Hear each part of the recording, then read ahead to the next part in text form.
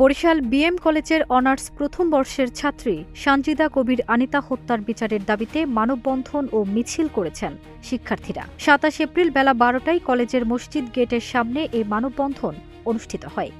পরে শিক্ষার্থীরা একটি মিছিল বের করে কলেজ ক্যাম্পাসের সামনের সড়ক প্রদক্ষিণ করেন।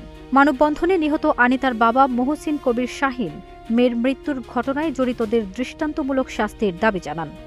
এ সময় আনিতার সহপাঠীরা মাইনুল ইসলাম হিমুসহ ঘটনায় জড়িত সবাইকে দ্রুত গ্রেপ্তার করে বিচারের আওতায় আনার দাবি জানান।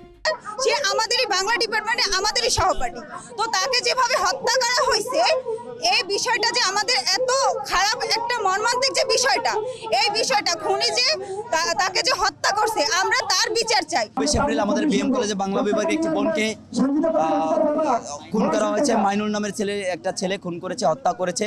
আমরা দেখছি ৭২ ঘন্টা পার হওয়ার পরেও বরিশালের প্রশাসন এই বিষয়টিতে নীরব রয়েছে। তারা কোনো ধরনের পদক্ষেপ গ্রহণ করছে না। অথচ এই ৭২ ঘন্টার মধ্যে এই খুনিকে গ্রেফতার করা উচিত ছিল এবং তাকে ফাঁসি দেওয়ার জন্য যে কার্যকর পদক্ষেপ সেই পদক্ষেপ গ্রহণ করা উচিত ছিল। আমার মেয়ের হত্যার বিচার চাই, দৃষ্টান্তমূলক বিচার দ্রুত সময়ের মধ্যে তাকে গ্রেফতার করা হয়, এই আমার দাবি। গত ২৩ এপ্রিল বরিশাল নগরীর মুন্সি গ্যারেজ এলাকায় মাইনুল ইসলাম হিমুর বাসা থেকে আনিতার মরদেহ উদ্ধার করা হয়। এই ঘটনায় আনিতার পরিবারের পক্ষ থেকে মামলা দায়ের করা হয়েছে। ফারজানা নিকিতা, নাগরিক প্রতিদিন।